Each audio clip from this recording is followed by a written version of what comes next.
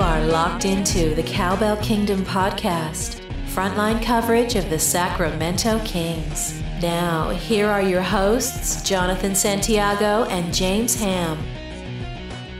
Welcome to the Cowbell Kingdom Podcast. I am Jonathan Santiago. James Ham will be joining me later on in the show, and I am here in Las Vegas, Nevada, wrapping up a long, lengthy stay here in Sin City, where we covered Summer League and Team USA training camp.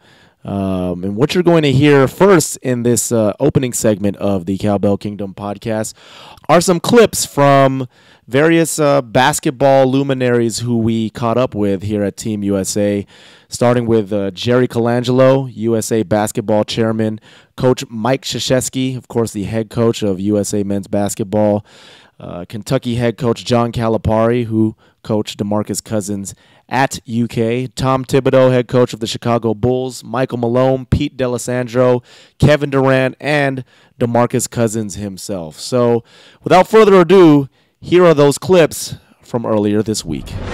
Well, from the standpoint of his season, he had a very, very good season last year, with Sacramento. His numbers were big, huge numbers. I think he came a long way in his overall everything about him in terms of attitude, in terms of commitment, in terms of his performance. He had a very good year. So I've seen the maturity, and I've watched it because it was important to watch, what progress he would be making, and he's made it. And so his time here, it's pretty evident that he's come a long way, in terms of maturity. You see him also as a better teammate here at Team USA?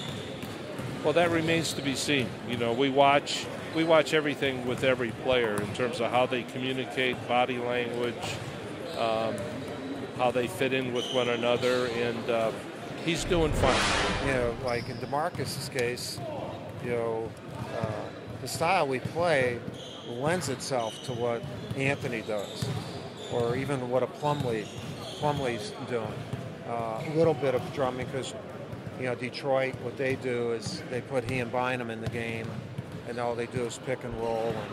And DeMarcus's game is different, so he has an adjustment to make, and he's trying to make it. But also, as he grows, we have to look and see is there something we can do to help in bringing something more out of his game. So, we're going to take a long look at our bigs. Is he on the floor better for you than previous years? I'm sorry? Cousins, his conditioning. Yeah, no, he's. It's been an issue with him. Yeah, I think he's been attentive and tried. He's diving on the floor for loose balls, but with him, also it's a different way. They all have to adapt, and it's a different way of playing defense. How do you play defense with all these athletes, and how do you help out? And then, so it's an adjustment. So we have to see in games, these exhibition games, how that'll wash out. So we haven't made. Well, first of all, we haven't made a decision on 12, and we won't for a while. But we definitely will take a long look at the bigs. DeMarcus is. His stuff is, he's getting better. Again, I'll tell you, I come back to you and tell you, that's my wife's favorite of all time.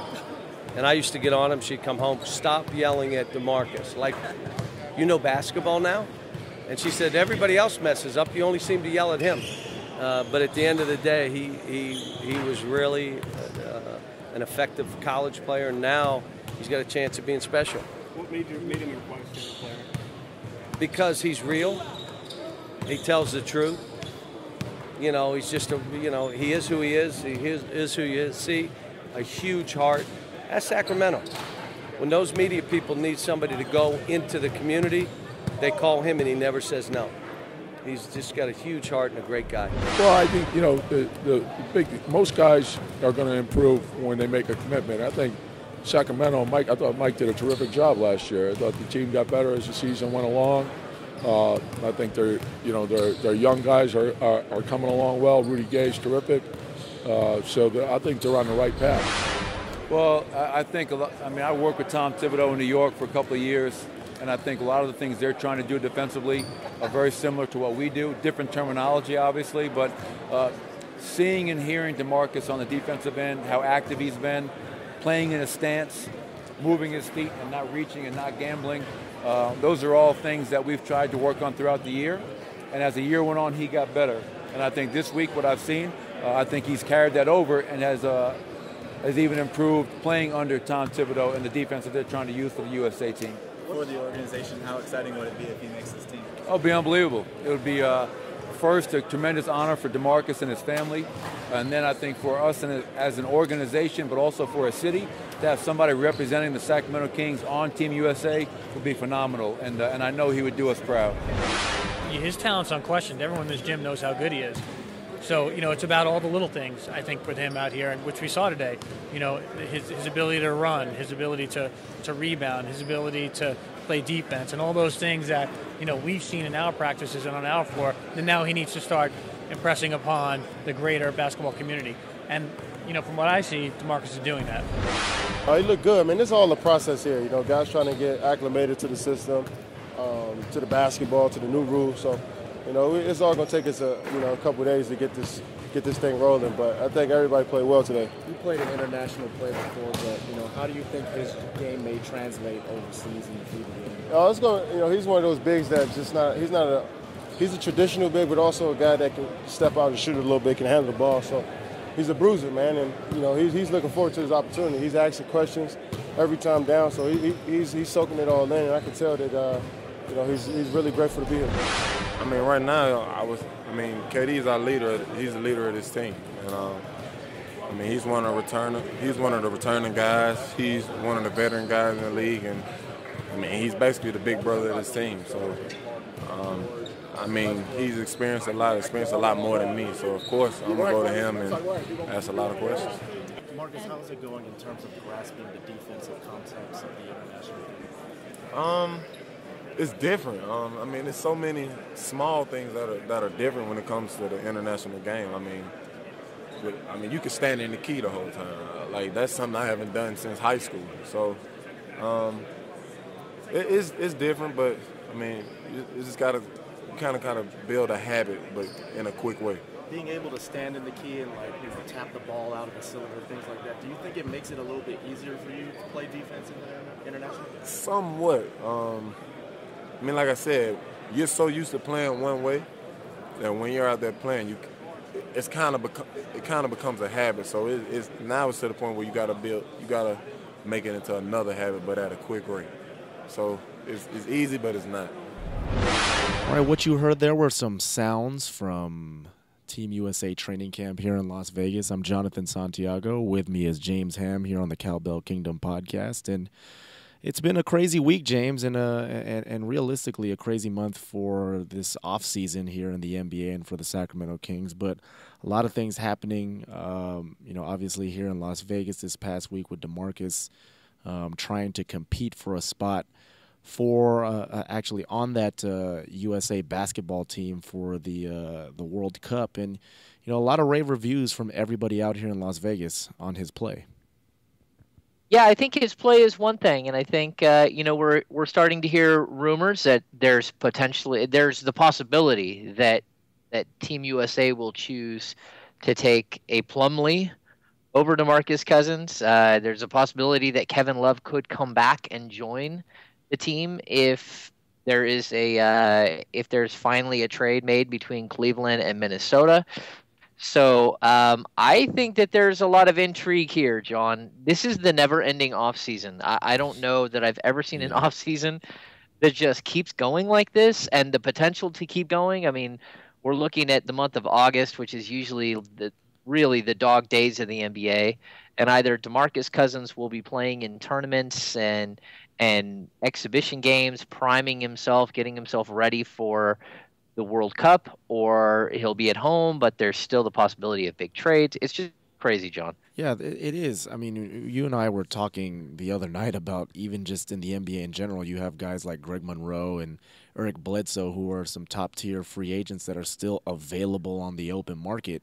So, this NBA offseason has been elongated. We thought that, we saw the floodgates obviously open once LeBron James decided to re-sign, go back to the Cleveland Cavaliers. But, again, the Sacramento Kings aren't done dealing. They aren't done making moves with their roster. Catching up with Pete D'Alessandro the other day at Team USA training camp, it's clear that they're not done making moves. And for DeMarcus Cousins, as you mentioned, I mean, that's interesting, isn't it? That we're hearing that there's a possibility that Mason Plumlee might make the team over DeMarcus Cousins. Clearly, DeMarcus is a much more talented player, a much better player than Mason Plumlee.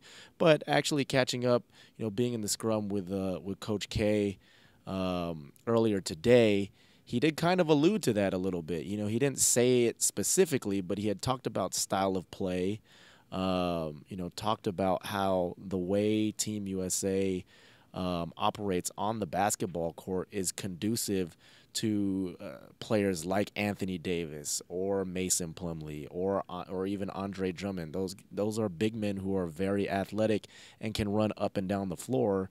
And I think that's going to be the biggest thing for DeMarcus, is whether or not he showed Mike Krzyzewski and Jerry Colangelo and the rest of Team USA brass that he's capable of running up and down the floor in international play. Yeah, John, I don't buy it. I mean, I got to be honest. Not that I think that Cousins should make the team or shouldn't make the team. That's their decision. But I do look at the way that European basketball is played, and to some extent you can understand like a fast-paced up and down game. But when you look at Spain, who's going to be the only competition in the World Cup, and Spain comes in with Marc Gasol and with Pau Gasol and Serge Ibaka. It all goes out the window. Yeah. I mean, you need DeMarcus Cousins to go up against those guys. Andre Drummond can't guard Pau Gasol, and that's a guy that DeMarcus Cousins has modeled his game after. He plays a lot like Pau Gasol, just in a very different way, sort of a strange rendition of Pau Gasol, but still. That's the type of player that you're going to run up against when you get to the finals, when you get deep in the tournament. And to not have a guy like DeMarcus Cousins on the roster and to really have, offensive players in the post. I mean, have post players who aren't offensive players at all in Drummond and Plumlee. To me, that would be really a strange turn of events. I mean, it could happen. That's for sure. The one thing, like the takeaway, we've shared audio and Colangelo talking about, sort of the process here.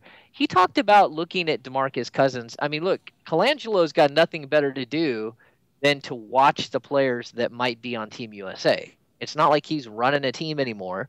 He's sitting back, he's watching these players and seeing how they develop throughout the season. And so I kind of look at him as Santa Claus in this situation. Yeah. He knows when you're asleep and he knows when you're awake. He's watching. He's always watching. And that's not a good thing for DeMarcus Cousins. He might be on somebody's naughty list. Yeah. And it's unfortunate, but that is a reality. When you decide to wear USA across your chest, you're no longer representing yourself. You're representing something so much larger. And for the Kings' sake, for the city of Sacramento's sake, I hope that they take a chance on DeMarcus Cousins and say, come along, big fella, we're going to do this.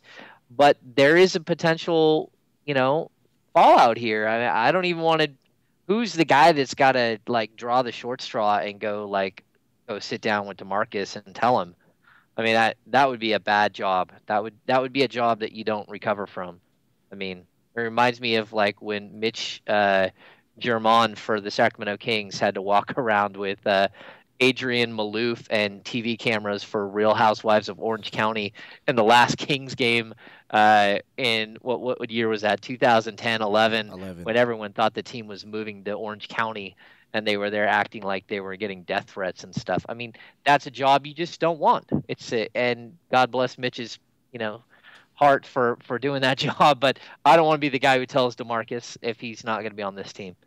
Yeah, it is. Again, it's very interesting in terms of the decision-making process because, even if, clearly Team USA's, their strengths are going to lie in their backcourt. They've got a lot of talent in the backcourt. You're talking about guys like Stephen Curry, James Harden, Damian Lillard, potentially Derrick Rose coming back. A lot of talent in the backcourt. So realistically, they're not really going to be looking for a lot of scoring from the low post and the bigs position. However, I do think that they will need added size. I mean, you can't just go into World Cup play with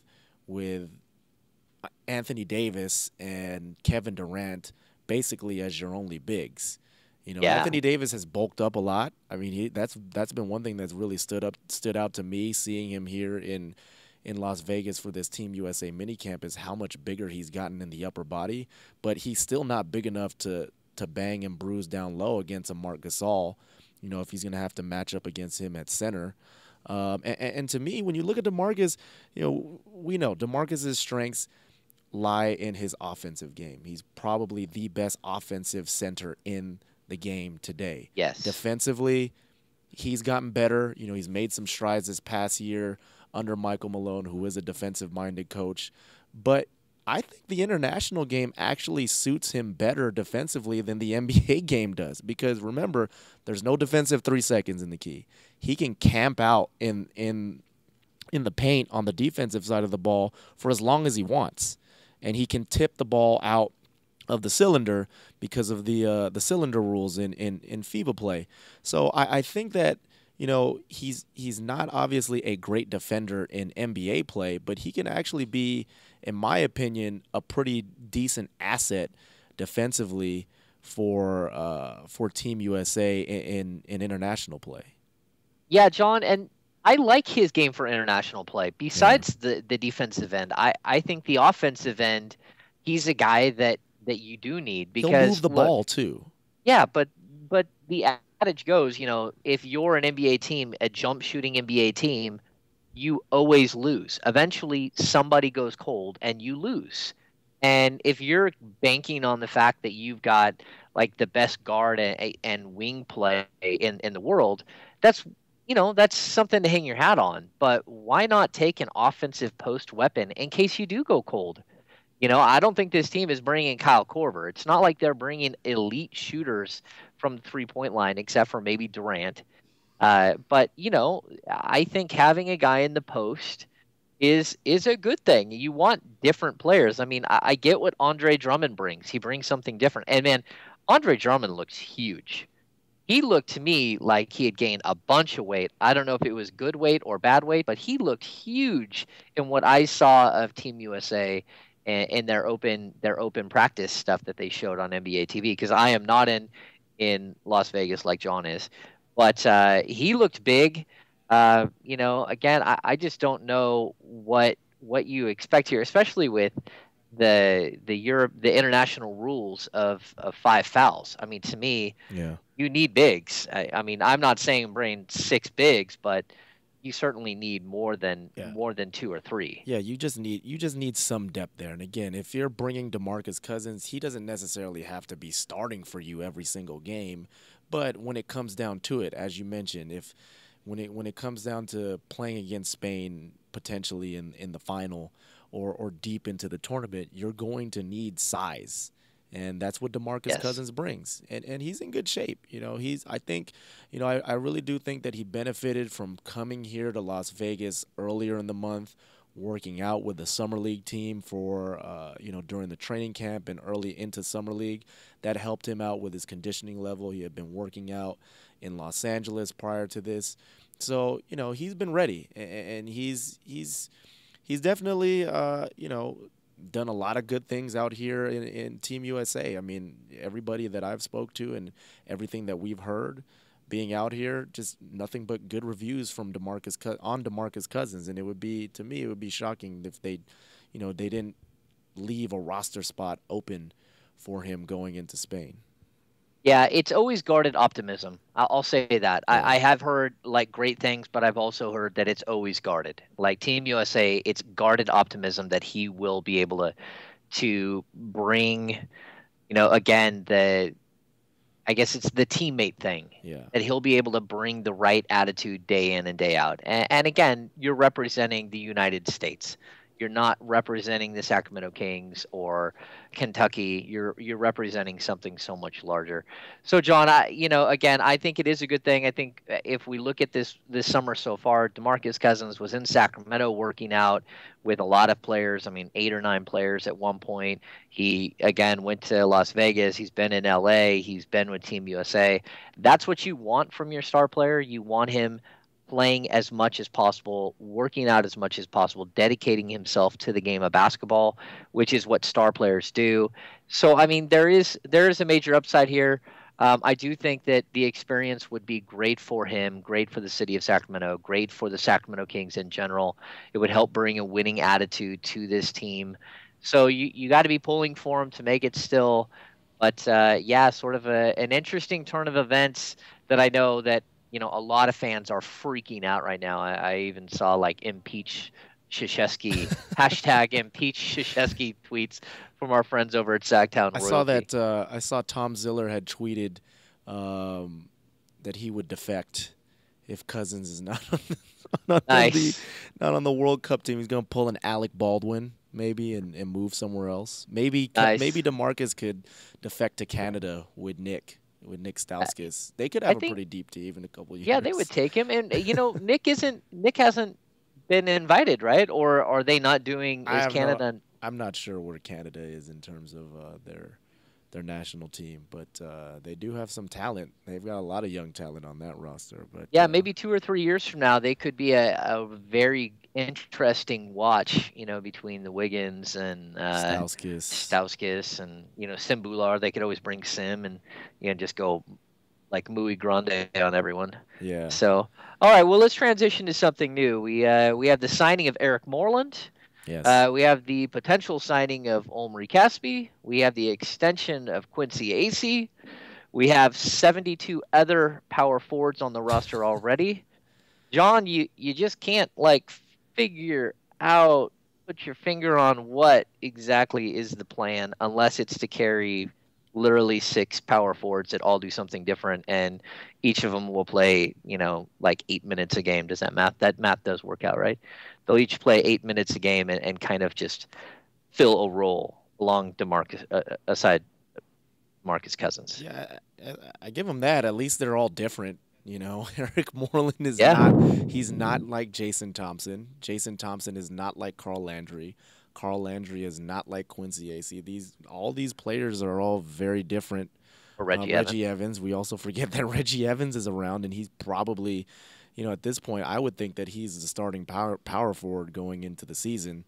But it is interesting. I mean, Eric Moreland, he is the prototypical big man that we see perhaps thriving next to a DeMarcus Cousins, and a DeMarcus Cousins thriving next to that type of big guy. A long, athletic, rangy big who can block shots, very energetic, plays solid defense. But, Eric Moreland is a rookie, an undrafted rookie at that, and it's not going to be like he comes in and it becomes an impact player right from the jump. I mean, you can't expect that out of, an undrafted rookie free agent. Now, of course, can players surprise? Of course, yes. We saw Isaiah Thomas do it when he was drafted 60th overall by the Kings a couple of years ago and immediately become an impact player for that team. But he was an outlier. You can't always expect somebody like that to come in from that position and make an immediate impact. But I like the signing. He was the one guy, other than Marshawn Brooks, to me, who really, really stood out on that Kings Summer League roster in terms of the way he played. It just, you couldn't keep, when you're watching them play, you couldn't not watch him. You know what I'm saying?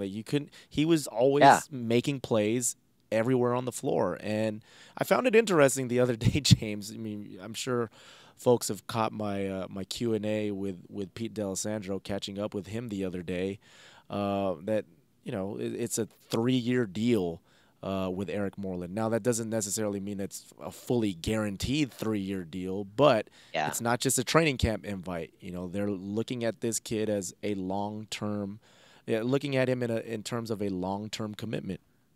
I like that though, John. I like the skill set that he has. I mean, realistically, he's so raw offensively that you don't even know where he's at. I mean, he's going to be able to dunk. He's going to be able to clean up here and there and do some basic things. He's got to be able to not get in the way offensively. You know, we've seen players. You know, James Johnson comes to mind. They got in the way. They could play defense, but it's like they ran right into the middle of every play and just screwed everything up. I think what the Kings need from him is for him to be like Serge Ibaka light. Yeah. Like he's not going to have the jump shot that Ibaka has, and Ibaka has grown that. You know, he's kind of like, you know, for Kings fans, like a Yogi Stewart. He's a guy that can come in and just what I really like, it's not just shot blocking, it's the rebounding. 16 and a half rebounds per 36 in Summer League. And of course, it's Summer League. But this kid has a crazy motor. He's got a 7'4" wingspan. He clearly has a huge vert. He's 6'10", over 6'10" in shoes. He's got, you know, springs in his legs, and he goes up high for rebounds all over the place. I think if in his rookie season, if you can steal 8 to 12 minutes a game and develop him that way, some games he's not going to play, but other games he will, I think that it's a good thing. It's what you need. You need a guy like this. And going forward, why not develop him? Why not put him up in Reno here and there, bring him back again, I really liked Hamadi Njai, but this kid has a lot more potential than Hamadi Njai. Yes. All the way around. Hamadi he's just a shot blocker. There was nothing else there but shot blocking. I think Moreland doesn't have bad hands. I think he's got ability that was untapped at Oregon State. And I think we're gonna get to see him develop. I don't know what that means for Quincy Acey. That could mean that Quincy Acey on August 15th gets told that, you know, there's not a spot for him on this team and he's let go. It could mean that even like a guy like Omri Caspi, who signs a minimum player deal, doesn't make the team. I mean, you just don't know. But for right now, he's an intriguing prospect. Yeah, Quincy Acey, that'll be interesting to see what happens with him. You know, he had a fantastic summer league as well. We had talked about him in the past, but he was very good. You know, he was able to do some things, show some things that, you know, we don't get to see Quincy do in a game, a regular season game, such as space the floor with his shooting ability. But, you know, if Quincy ends up getting cut at some point, there's no question in my mind that somebody's going to pick him up and they're going to reap the fruits of that if Quincy winds up being released by the Sacramento Kings. And on the Omri Caspi note, you know, we haven't heard anything. There hasn't been anything official yet at this point, but they're going to sign him. It's just a matter of, basically, from what I've heard, Omri's in Israel right now, and they've got to get him back here to the States to take a physical. And once he clears that, or if he clears that, then the signing will be official for Omri Caspi to return to the Sacramento Kings. And, you know, he's again, what are they doing? Omri Caspi, it doesn't really blow your mind in terms of what he brings to the table. You know, he was a former fan favorite here, but it's not. I like you said, he could be a guy who comes in and he could get cut before the season starts.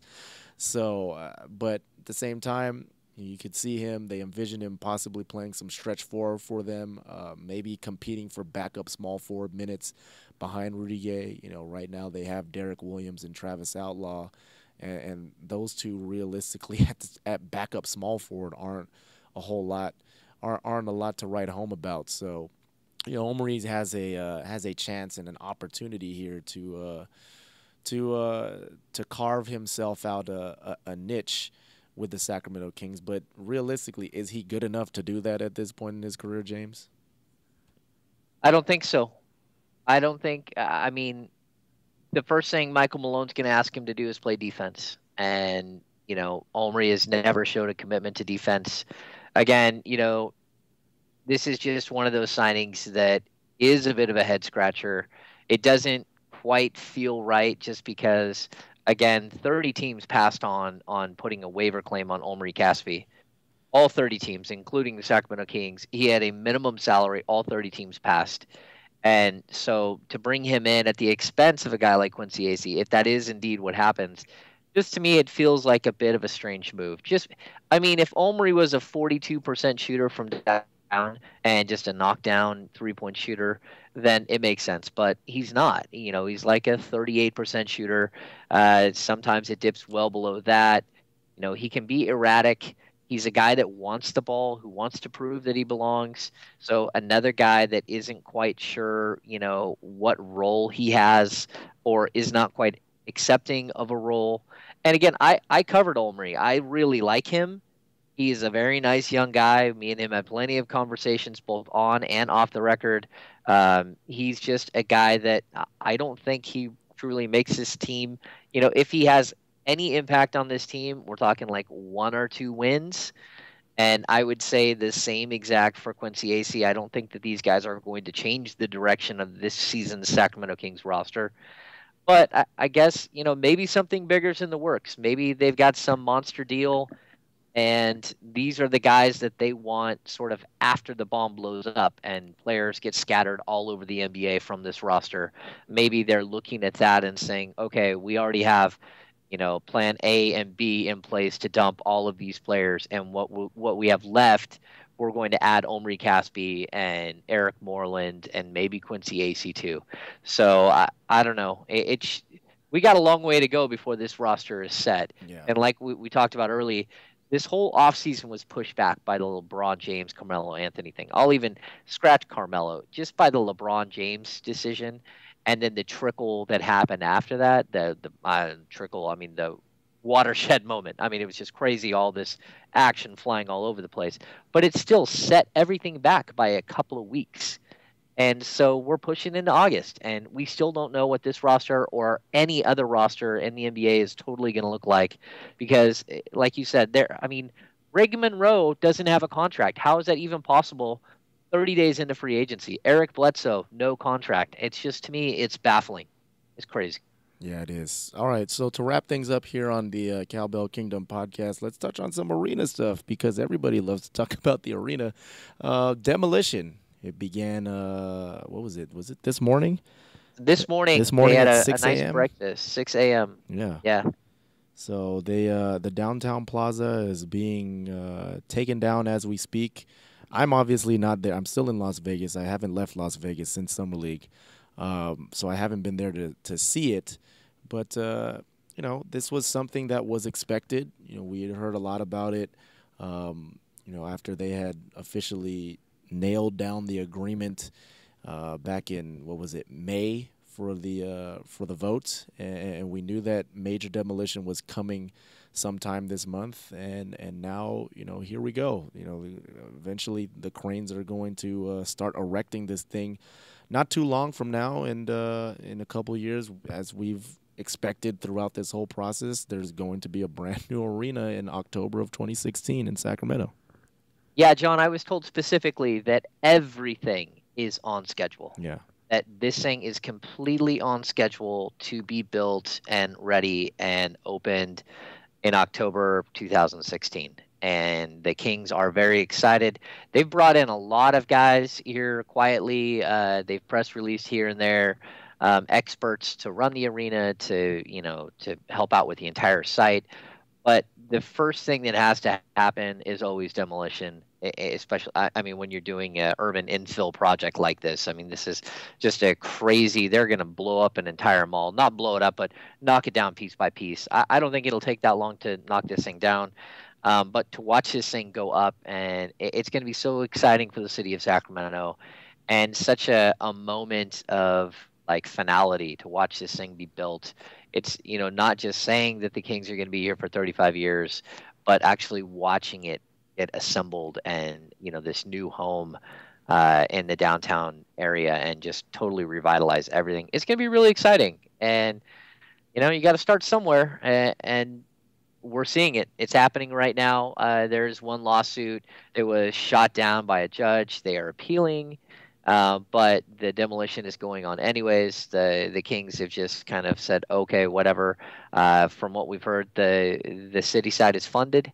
So this thing is funded. It's ready. It's moving along, and it's going to happen and it's going to happen quickly. And I don't think anyone in Sacramento outside of the small group of people who are anti-arena, A very small group of people who actually don't even live in Sacramento, who live in Carmichael. But this is going to be an exciting time for everybody. It's just going to be wonderful to watch something go up like this and sort of change the landscape. Well, also, too, while we close this thing out, I just thought of this, too. On a related business note, the Kings and Comcast, big deal there, them agreeing to a new television deal.